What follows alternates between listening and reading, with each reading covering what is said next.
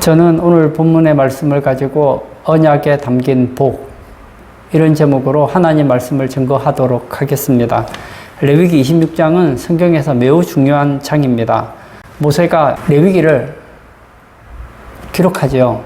그리고 38년이 지나서 신명기를 기록하게 됩니다. 이 신명기의 내용 28장, 29장, 30장에 보면 이 레위기 26장의 내용을 다시 확장시켜서 풀어놓은 내용이라고 할 수 있습니다. 그래서 레위기 26장에서 말씀하셨던 그 내용의 말씀의 분량이 2장이 더 늘어서 3개의 장으로 기록되어 있다는 것이죠.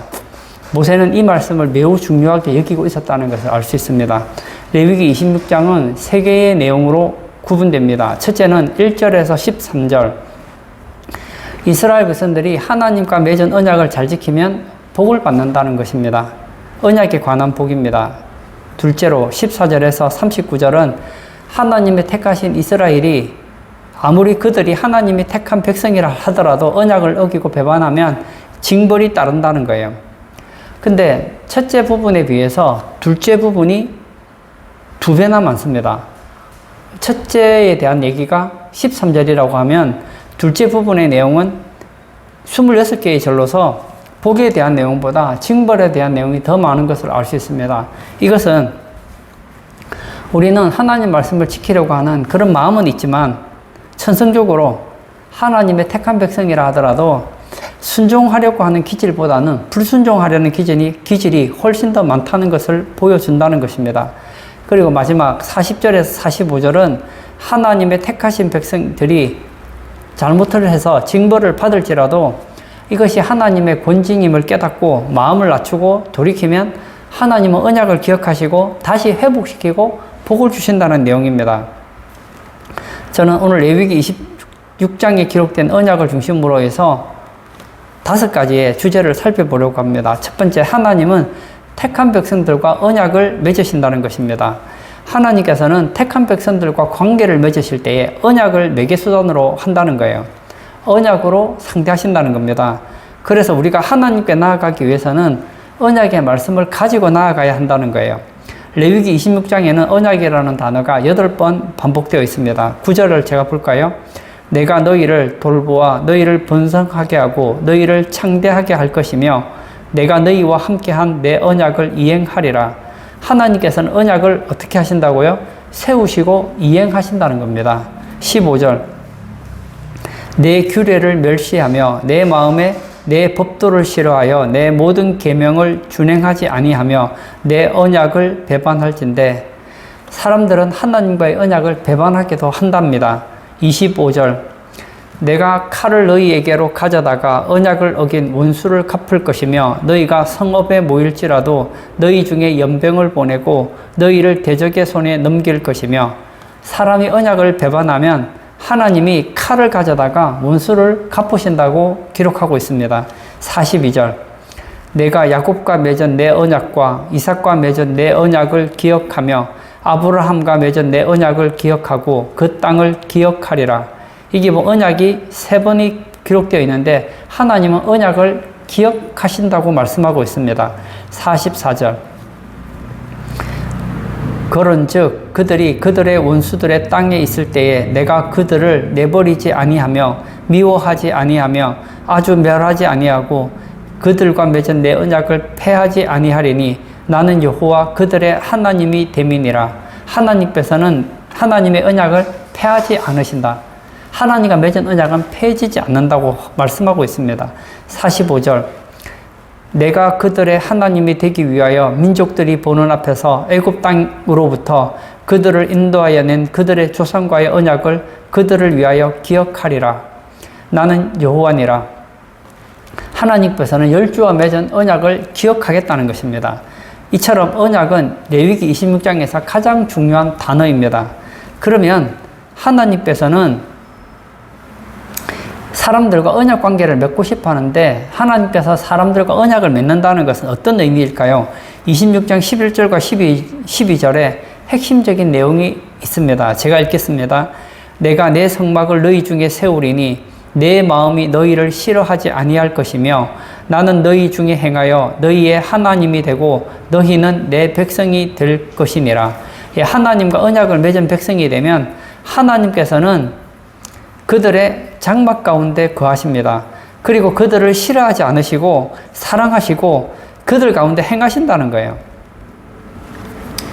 하나님께서는 이스라엘 백성들이 애굽에서 노예 생활할 때 그들을 건져주셨습니다. 13절 제가 또 읽겠습니다. 나는 너희를 애굽 땅에서 인도하여 내어 그들에게 종된 것을 면하게 한 너희의 하나님 여호와이니라. 내가 너희의 멍에의 빗장을 부수고 너희를 바로 서서 걷게 하였느니라. 하나님께서는 이스라엘 백성들이 애굽에서 멍에를 메고 고통받는 것을 방임하지 않으시고 그들을 자유를 누리게 하셨습니다. 자유를 누리게 하신 목적은 그들이 노예 생활을 하고 있으니까 그들의 멍에를 풀어주기 위한 것이 아니었습니다. 그것은 과정이었습니다. 하나님께서는 이스라엘 백성들과 언약 관계를 맺기 위해서 그들에게 자유를 주셨다는 거예요. 하나님께서는 우리도 마찬가지입니다. 우리를 죄의 멍에에서 우리를 자유를 주시고 그리고 하나님과 언약의 백성을 삼기를 원하신다는 겁니다. 언약은 약속과는 차이가 있습니다. 가장 큰 차이는 약속은 지킬 수도 있고 지키지 않을 수도 있습니다. 지키지 못할 수가 있습니다. 하지만 이 언약은 당사자가 한번 맺으면 절대로 함부로 변경하거나 피할 수 없다는 거예요. 옛날에 언약을 맺을 때는 당사자끼리 평등한 관계에서 맺는 이 평등 언약이 있었습니다. 그런데 어떤 경우에는 왕이 피정복 국가 백성들과 수직적인 관계에서 맺는 불평등 언약도 있습니다. 우리나라도 일본과 계약을 할 때 불평등 조약을 했잖아요. 그러나 한번 그런 조약을 맺고 나면 이런 언약을 맺고 나면 그것이 평등이든 불평등이든 언약과 관계없이 누구라도 임의로 변경하거나 폐지할 수는 없다는 것입니다. 하나님께서 이스라엘 백성들과 맺은 이 언약을 시내산 언약이라고 합니다. 하나님께서는 이스라엘 백성들을 시내산으로 데려가셔서 모세를 통해서 이스라엘 백성들과 언약을 맺으셨습니다. 이 언약의 내용이 출애굽기 19장 7절과 8절에 나와 있습니다. 제가 읽겠습니다. 모세가 내려와서 백성의 장로들을 불러 여호와께서 자기에게 명령하신 그 모든 말씀을 그들 앞에 진술하니 백성이 일제히 응답하여 이르되 여호와께서 명령하신 대로 우리가 다 행하리이다. 모세가 백성의 말을 여호와께 전하매 모세가 백성들에게 하나님의 말씀을 증거했는데 다양한 말씀을 전했지만 그 핵심되는 내용을 요약하자면 바로 십계명이라고 할 수 있습니다. 오늘 예배 참석하신 우리 성도님들은 십계명을 외우십니까? 십계명은 외우셔야 돼요. 왜냐? 언약 백성으로서 내가 어떻게 살아가야 되는지 10가지의 계명은 알아야 된다는 거예요. 예를 들어서 수학을 하려면 가장 기본이 무엇입니까? 더할 줄 알고 뺄 줄 알고 곱하기 할 줄 알고 나누기 할 줄 알아야 되잖아요. 우리가 하나님의 언약의 백성으로서 하나님 말씀대로 살아가려면 창세기부터 요한계시록까지 무지무지하게 많은 계명들이 있습니다. 그 계명들을 다 외울 수는 없잖아요. 그러나 그 계명들을 요약하면 10가지 정도로 요약할 수 있습니다. 그게 뭐죠? 그게 바로 십계명이라는 거예요. 이 십계명을 한마디로 정의하면 바로 사랑입니다. 하나님을 사랑하고 이웃을 사랑하는 그 내용을 담은 것이 어떻게 하는 것이 하나님을 사랑하는 행동이며 어떻게 하는 것이 이웃을 사랑하는 행동인지를 보여주는 것이 십계명이란 말입니다. 하나님께서는 이 십계명을 주신 목적은 십계명을 지켜서 구원을 받으라. 그래서 준 게 아닙니다. 어떤 분들은 이 성경의 계명을 지켜서 구원을 받으려고 합니다. 아닙니다. 계명을 지켜서 구원받을 사람은 아무도 없습니다. 오히려 계명을 지키면 지킬수록 우리는 한 가지를 아는 게 있죠. 아, 나는 계명을 지킬 수가 없구나. 내 실력으로는 지킬 수가 없구나. 이걸 알게 돼요. 제가 오늘 길을 가다가 어떤 한 분이 전도를 하고 있는 거예요. 그래서 제가 보니까 어떤 전도하시는 분이 지나가는 분 옆에서 막 얘기를 하는 거예요. 그래서 제가 뒤에서 따라가면서 야, 참 열심이다. 그렇게 얘기하라는데 얘기 소리가 들렸어요. 뭐 유월절을 얘기하고 뭐 절기 얘기를 막 하는 거예요.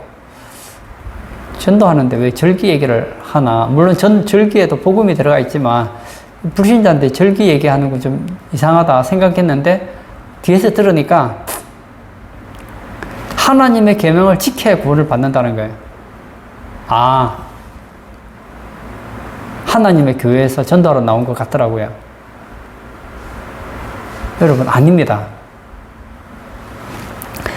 하나님께서 이스라엘 백성들에게 시내산에서 언약을 맺은 목적은 이제 너희들이 율법을 지키면 구원받고 율법 안 지키면 구원받지 못한다. 그게 아닙니다. 그들은 율법을 지키기 전에 애굽에서 출애굽을 했습니다. 그리고 지금 시내산에 온 거예요. 시내산에 왔다는 것은 신약적으로 말하면 죄와 사망의 종로로 타던 우리가, 마귀의 종로로 타던 우리가 해방받아서 자유인이 되었다는 거거든요. 그리고 나서 계약을 맺는 거예요.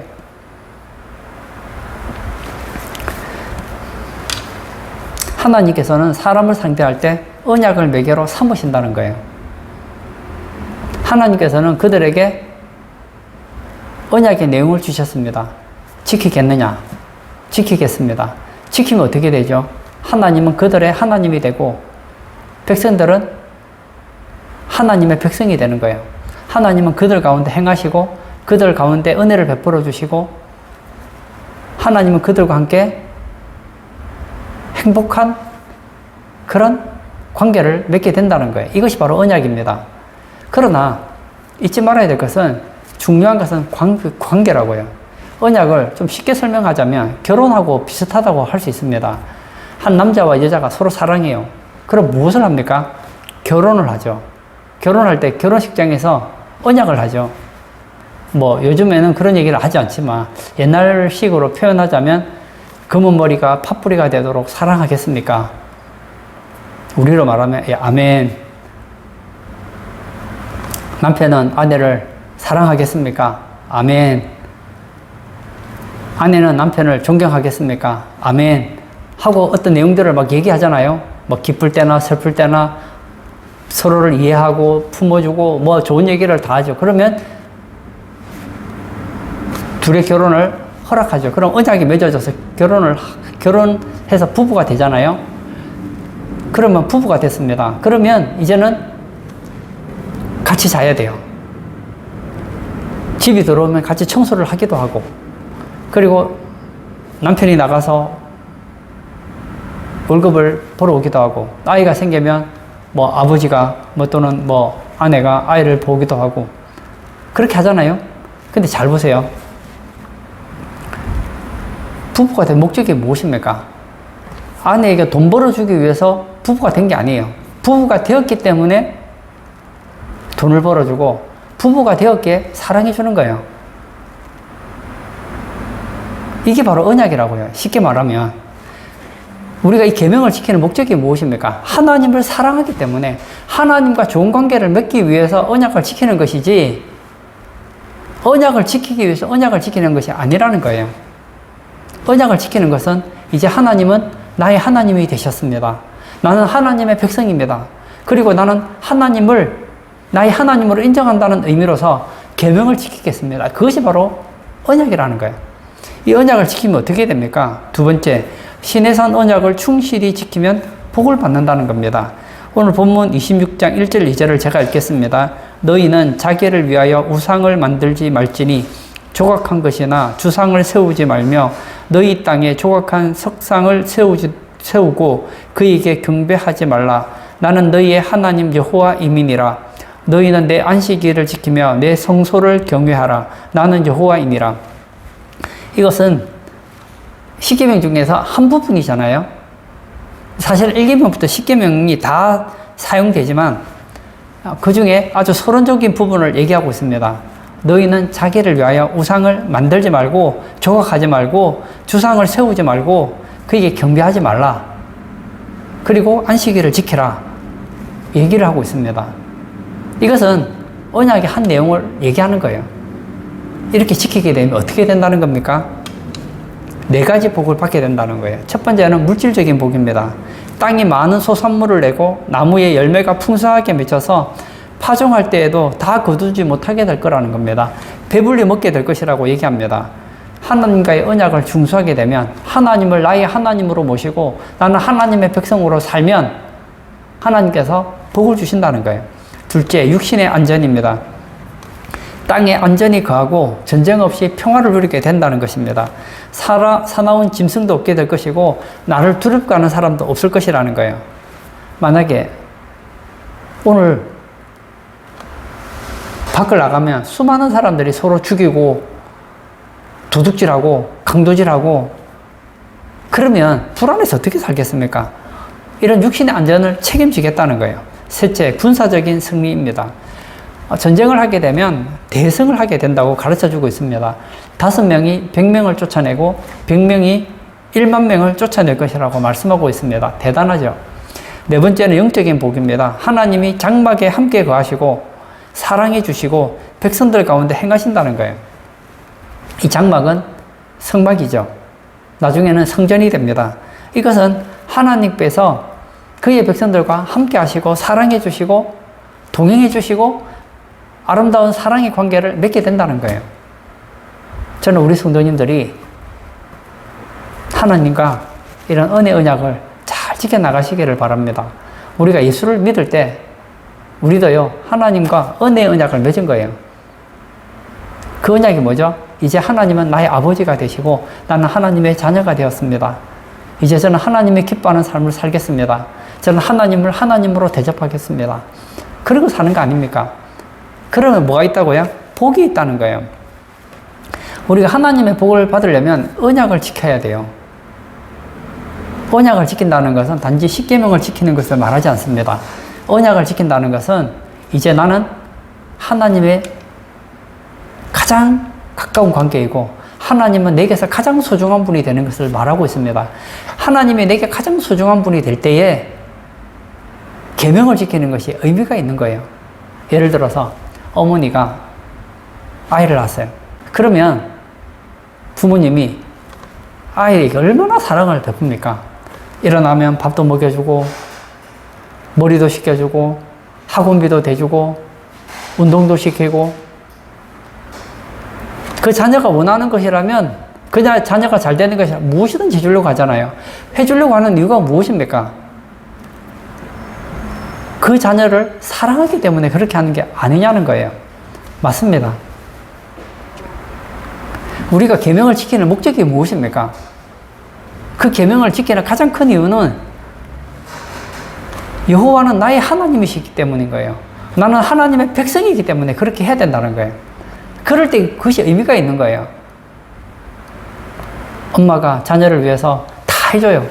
근데 한 가지가 없어요. 다른 부모처럼 다 하는데 자녀를 사랑하지를 않아. 마치 파출부처럼 잘해줘요. 그런데 그 마음에 자녀와 거리가 있어요. 이건 언약이라고 보기 어렵지 않느냐 이 말입니다. 따라서 우리 사랑하는 성도님들께서는 이 계명을 지킬 때에 그냥 말씀대로 살아야지 그게 아니라 하나님을 더 사랑하고 하나님과 더 가까워지기 위해서 하나님과의 그 친밀함을 유지하기 위해서 율법을 지키자는 거예요. 오늘 한국 기독교 안에 율법 폐기론자들이 많습니다. 예수님 믿고 나면 구원을 받았기 때문에 이제 율법을 지킬 필요가 없다. 그런 분들이 계십니다. 틀린 말입니다. 저는 다시 얘기하지만 율법을 지켜서 구원받는 거 아닙니다. 그러나 예수 믿는 사람은 율법을 지켜야 돼요. 제가 다시 얘기합니다. 예수님께서 말씀하시기를 나는 율법을 폐하려고 오지 않았다. 율법을 완전케 하러 왔다. 얘기하십니다. 율법은 지켜져야 돼요. 율법이 나쁜 게 아니에요. 우리가 약해서 다 지키지 못할 뿐이지 율법은 얼마나 좋은 것인지 모릅니다. 율법 하나님의 그 계명이 지켜지면 그 가정은 복된 가정이 돼요. 그 사회는 복된 사회가 됩니다. 그 나라는 복된 나라가 돼요. 하나님의 계명이 하나씩 파괴되면 파괴될수록 불행해진다는 거예요. 어떤 사람이 이제 우리는 예수 믿으니까 율법 안 지켜도 상관없다. 어차피 우리는 구원은 따놓은 당상 아니냐. 이제는 아무렇게나 살아도 된다고 하면 그 사람은 둘 중에 하나예요. 하나 그 사람 예수 믿지 않는 사람이에요. 예수님 믿는다고 입으로는 말을 할지 모르겠지만 실제로는 안 믿는 사람이라고 볼 확률이 높습니다. 그 100번 양보해서 그 사람이 예수님을 믿었다. 믿는데 율법을 지키지 않는다. 막 극단적으로 그렇게 인정한다고 하면 그 사람은 신앙생활이 형편없는 사람입니다. 예수님께서 마태복음 5장 19절에 이렇게 말씀하십니다. 그러므로 누구든지 이 계명 중에 지극히 작은 것 하나라도 버리고 또 그같이 사람을 가르치는 자는 천국에서 지극히 작다 일컬음을 받을 것이요 누구든지 이를 행하며 가르치는 자는 천국에서 크다 일컬음을 받으리라. 누가 큰 자입니까? 율법을 지켜야 된다고 가르치는 자가 천국에서 큰 자예요. 그리고 그를 행하는 자가 큰 자예요. 누가 작은 자입니까? 작은 것 하나라도 버리는 자는 천국에서 작은 자고, 그리고 그 율법대로 지키지 않는 자는 천국에서 가장 작은 자라는 거예요. 세 번째, 하나님께서 택한 백성이라 할지라도 시내산 언약을 지키지 않으면 곤징이 따른다는 것입니다.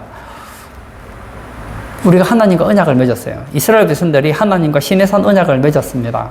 그런데 하나님은 나의 하나님이 될 것이고 나는 하나님의 백성이 되고 하나님은 내게 가장 소중한 분이 될 것입니다. 언약을 맺고 하나님 무시하고 하나님 계명을 무시해버리면 어떻게 된다고요? 징벌이 따른답니다. 오늘 본문 14절과 15절 제가 읽겠습니다. 그러나 너희가 내게 청종하지 아니하여 이 모든 명령을 준행하지 아니하며 내 규례를 멸시하며 마음에 내 법도를 싫어하여 내 모든 계명을 준행하지 아니하며 내 언약을 배반할진대. 언약을 했어요. 언약을 했는데 배반하면 어떻게 됩니까? 그러면 지옥 간다는 말이 아닙니다. 구원을 잃어버린다는 말이 아닙니다. 하나님의 징계가 있다는 거예요. 성경 말씀대로 하면 사람의 매와 인생의 채찍으로 훈계하신다는 겁니다. 어떤 사람은 하나님은 좋으신 분, 우리가 어떻게 살아도 이해해 주시는 분, 그렇게 생각하시는 분들이 종종 있습니다. 내가 이렇게 하는 것은 내가 그럴 수밖에 없어. 하나님은 이해해 주실 거야. 하나님은 사랑이 많으시니까. 내가 잘못해도 하나님은 사랑의 하나님이시니까 이해해 줄 거야. 또 그런 것만 좋아하시는 분들이 계세요. 좋아하는 건 마음이에요. 그러나 우리 하나님은 그런 분 아닙니다. 하나님은 언약을 지키시는 분에게는 복을 주시지만 하나님의 언약을 파괴하는 자는 하나님께서는 징벌하시는 분이라는 거예요. 로마서 11장 22절에 그러므로 하나님의 인자하심과 준엄하심을 보라. 넘어지는 자들에게는 준엄하심이 있으니 너희가 만일 하나님의 인자하심에 머물러 있으면 그 인자가 너희에게 있으리라. 그렇지 않으면 너희도 지키는 바 되리라. 하나님의 인자하심에 머물면 하나님의 인자를 받을 것이고 하나님의 인자하심에 걸려 넘어지면 하나님께서 준엄하게 대하신다는 겁니다. 히브리서 10장 31절에도 이런 말씀이 있습니다. 살아계신 하나님에 빠져들어가는 것이 무서울진저. 뭐라고요? 하나님의 계명을 어기는 것은 무섭다는 거예요. 그러면 하나님이 어떤 징계를 내리실까요? 16절을 제가 읽겠습니다. 내가 이같이 너희에게 행하리니 곧 내가 너희에게 놀라운 재앙을 내려 폐병과 열병으로 눈이 어둡고 생명이 쇠약하게 할 것이요. 여기 보면 첫 번째가 뭐죠? 질병을 내리겠다는 거예요. 두 번째는 가난하게 만드십니다. 16절 후반절을 제가 또 읽겠습니다. 너희가 파종한 것은 헛되리니 너희의 대적이 그것을 먹을 것임이며. 그 당시에 농사 짓는 사이 아닙니까? 그런데 파종한 것이 헛된대요. 대적이 와서 다 먹어버린대요. 가난하게 된다는 것입니다. 세 번째, 전쟁에서 패하게 됩니다. 17절 내가 너희를 치리니 너희가 너희의 대적에게 패할 것이요 너희를 미워하는 자가 너희를 다스릴 것이며 너희는 쫓는 자가 없어도 도망하리라.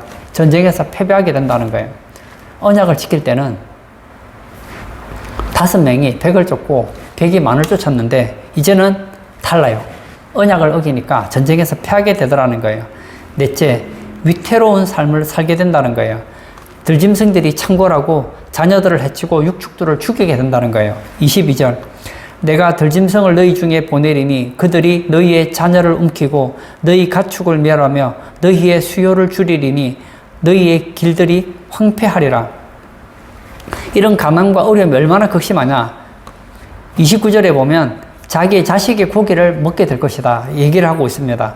여러분, 이 부모님이 자녀를 사랑하잖아요. 근데 얼마나 배가 고프면 하루 이틀 배고픈 게 아니에요. 그게 막 몇 달, 몇 년을 가면 사람을 잡아먹게 된다고요. 예레미야 애가 4장 10절에 딸 내 백성이 멸망할 때에 자비로운 부녀들이 자기들의 손으로 자기들의 자녀들을 삶아 먹었도다. 누가 자기 자녀들을 삶아 먹었다고요? 자비로운 부녀들이 자기들의 손으로 자기들의 자녀들을 삶아 먹었다는 거예요.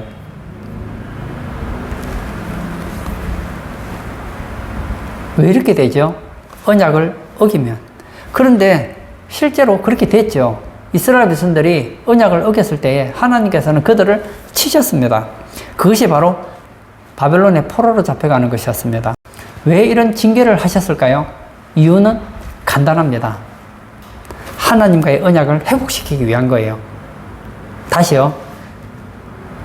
언약이 뭐라고요? 언약은 계명을 지키는 게 언약이 아니에요. 언약은 하나님은 나의 하나님이 되시고 나는 하나님의 백성이 됩니다. 하나님과 이스라엘 백성들이 가장 가까운 관계가 되는 것, 이것이 바로 언약을 맺는 거예요. 그러면 하나님과 언약을 맺은 사람은 어떻게 사느냐? 그 계명을 지키게 된다는 거예요. 다시 결혼식 얘기를 다시 한번 해보고 싶은데요. 결혼을 했어요.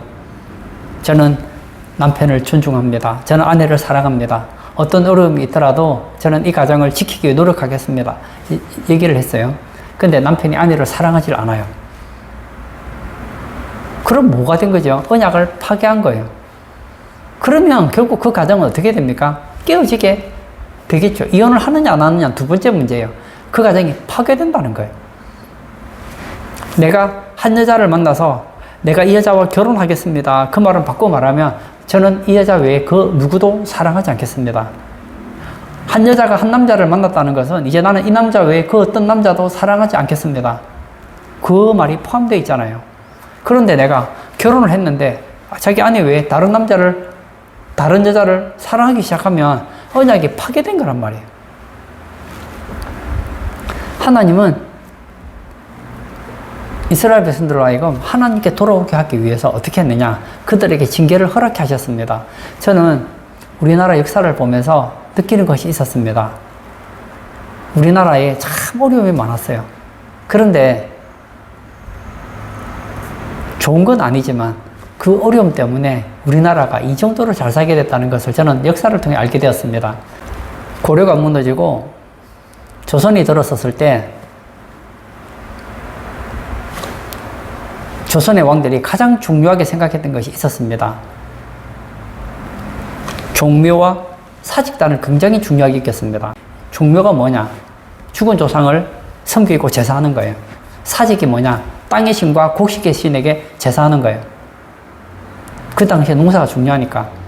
그리고 우리나라가 일본에 망할 때 고종이 다스리고 있었죠. 근데 고종이 다스릴 때 그의 부인이 누구였느냐? 이제 명성왕후.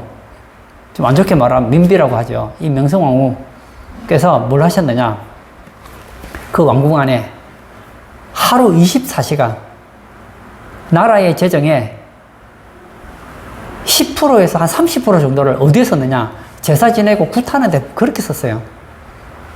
아마 우리나라가 일본에 망하지 않았더라면 우리나라는 계속 우상하는 그런 나라가 됐을 겁니다. 그리고 우리나라에 기독교가 들어왔을 때 예수 믿는 사람들이 얼마나 핍박을 많이 받고 박해를 많이 받았는지 모릅니다. 그런데 우리나라가 일본에게 넘어가고 나서 달라진 거예요. 6.25가 터지고 나서 우리나라가 달라진 거예요. 이제 가난한데 뭔 제사를 어떻게 지내겠어요?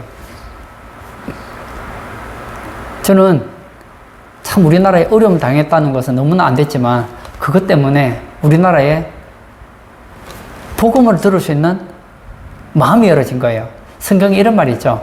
가난한 자는 복이 있나니 천국이 그들의 것이며. 가난한 자에게 복음이 잘 들어가요. 우리나라가 일제 36년과 6.25 전쟁을 통해서 우리나라 사람들 대부분이 다 거지가 됩니다. 다 가난해져요. 너무너무 가난했습니다. 그래서 미국의 교회들이 우리나라에 물자들을 많이 보내줬어요. 근데 누구를 통해 보냈느냐? 교회를 통해 보내줬어요. 요즘 같으면 저도 오지도 않을 것 같아요. 그때 너무 가난하니까. 교회 가면 빵을 주니까, 교회 가면 옷을 주니까, 교회 가면 먹을 것을 주니까 교회 오는 거예요. 그리고 교회에서 말씀을 전하면 그 말씀이 꿀송이처럼 단 거예요. 아, 하나님은 살아계시구나. 그리고 그들이 섬기던 유교와 불교와 이런 토착신앙을 버리고 하나님께 돌아왔잖아요. 그래서 우리나라가 이렇게 예수 믿는 사람들이 많아진 거예요. 네 번째, 권징을 받은 택한 백성들이 돌이키면 하나님은 다시 언약적 복을 내리신다는 겁니다. 26장에서는 하나님과 언약을 지키면 복을 받고 언약을 지키지 않으면 징계를 받는다고 했습니다. 그러나 징계를 받을 때 두 종류의 사람이 있습니다. 한 종류의 사람은 하나님을 원망하는 사람이 있습니다. 하나님과 우리가 언약을 지키고 우리는 하나님 백성인데 왜 우리가 이렇게 어려움을 당하고 망합니까? 라고 따지는 사람이 있는가 하면 깨달은 거예요. 아, 이건 하나님의 권징이다. 내가 죄를 지어서 그렇구나 하고 회개하고 하나님 앞에 나아가고 다시 언약을 회복하는 사람들이 있더라는 거예요. 그런데 그 언약을 생각하고 다시 하나님의 언약으로 돌아가면 하나님께서 회복시켜 주시겠다는 거예요. 다섯 번째, 언약의 근거는 하나님의 은혜에 있다는 거예요. 우리는 복을 좋아합니다. 징계 별로 좋아하지 않습니다. 우리가 조금 하나님과 관계가 좋아졌을 때 하나님께서 막 복을 부어줘요. 그러면 얼마나 좋은지. 근데 내가 좀 잘못했다고 하나님께서 사람 막대기와 인생의 채찍으로 우리를 때리시면 너무 힘든 거예요. 좀 안 했으면 좋겠다. 근데 그게 아니라는 거예요. 우리에게 복을 주시든 징계를 하시든 이것은 은혜라는 것입니다. 하나님께서는 그의 백성들을 사랑하시기 때문에 하나님과 언약을 잘 지키면 복으로 은혜를 베푸시고 하나님과 관계가 잘못되면 관계를 회복하게 하기 위해서 어떻게 하죠? 권징으로서 은혜를 주신다는 겁니다. 히브리서 12장 6절에 주께서 그 사랑하시는 자를 징계하시고 그가 받아들이시는 아들마다 채찍질 하심이라 하였으니 권징도 그리고 복도 하나님의 은혜라는 것입니다. 결론을 짓고자 합니다. 그러면 이제 이 말씀 우리에게 좀 적용해 보려고 합니다. 이스라엘 백성들이 시내산에서 시내산 언약을 맺습니다. 그리고 그 시내산 언약을 지키면 이런 복을 주겠다. 어기면 이런 권징을 하겠다. 그리고 회개하면 다시 회복시켜 주겠다라고 했습니다. 그러면 우리가 하나님 말씀대로 살면 정말 레위기 26장에 있는 내용대로 복을 받을까요? 우리가 만약 하나님의 계명을 어기면 레위기 26장에 있는 그 징계를 받을까요? 그렇지 않다는 겁니다. 꼭 그렇게 되지는 않는다는 거예요. 왜냐하면 이것을 꼭 같이 적용할 수 없는 것이 시내산 언약은 누구랑 맺은 언약이나 이스라엘 백성들과 맺은 언약이에요. 우리는 하나님과 어떤 언약을 맺었느냐? 시내산 언약을 맺은 사람들이 아니에요. 우리는 은혜의 언약을 맺은 사람들이에요. 예수님 믿으면 구원받는다. 이 언약을 맺었거든요. 그래서 누구든지 주의 이름을 부르는 자는 구원을 받게 되는 거예요. 우리 예수를 믿었다는 것은, 예수님을 믿는 것은 은혜 언약에 들어가는 거예요. 하나님께서는 우리에게 은혜 언약을 제시하셨습니다. 뭐죠? 너희들에게 나는 자유를 주고 싶다. 그 자유를 받는 근거가 뭐냐? 예수를 믿으라는 거예요. 주의 이름을 부르는 자는 구원을 받게 되고 주의 이름을 부르는 자는 하나님의 백성이 될 뿐만 아니라 하나님의 자녀가 되는 거예요. 이스라엘 백성들은 애굽에 종살이 하던 그들을 시내산으로 데려와서 언약을 맺죠. 그 언약의 내용이 무엇입니까? 하나님은 나의 하나님이 되고 나는 하나님의 백성이 되겠습니다. 우리는 예수를 믿음으로써 은혜 언약을 받습니다. 그러나 상당히 많은 부분이 흡사합니다. 왜냐? 이스라엘 백성들이 하나님과 은혜의 언약을 맺고 이 십계명을 지켜야 했던 것처럼 예수 믿는 우리들에게도 이 십계명은 유효하다는 거예요. 우리가 은혜 언약을 받은 자로서 하나님의 자녀로서 하나님을 나의 아버지로 모시고 내가 하나님의 자녀로 살기 위해서는 우리가 살아야 되는 지침이 있는데 그것이 바로 요약하면 십계명이요. 더 느리면 창세기부터 요한계시록의 모든 계명들이라는 거예요. 그리고 복의 내용도 달라졌습니다. 구약의 복은 물질적인 게 굉장히 많습니다. 물질적이요, 현세적인 복이 많아요. 거기에 반하여서 신약의 은혜 언약의 복은 물질적이고 현세적인 복보다는 영적이며 내세적인 복이 강하다는 거예요. 그럼 어느 것이 더 좋습니까? 제가 한번 여쭤볼 테니까 맞춰보세요. 하나는 현금으로 5만 원을 주겠다는 거예요. 지금 당장 현금 5만 원을 준다는 거예요. 지금 당장 쓸 수 있는 복이에요, 이거는. 5만 원을 줘요. 그리고 또 하나가 있습니다. 1,000만 원짜리 수표를 주는 거예요. 근데 이 수표를 받으면 당장 쓸 수는 없어요. 왜냐하면 이 금액이 너무 크기 때문에. 그리고 예를 들어 약속금을 받았다. 그러면 지금 당장 쓰기는 좀 어려워요. 지금 당장 뭐 어디 가서 쓰려고 하면 5만 원짜리가 쓰기 좋지 1,000만 원짜리 수표는 안 받아주기도 하잖아요. 약속금 같은 경우에는 더 하잖아요. 기한 될 때까지 쓸 수가 없잖아요.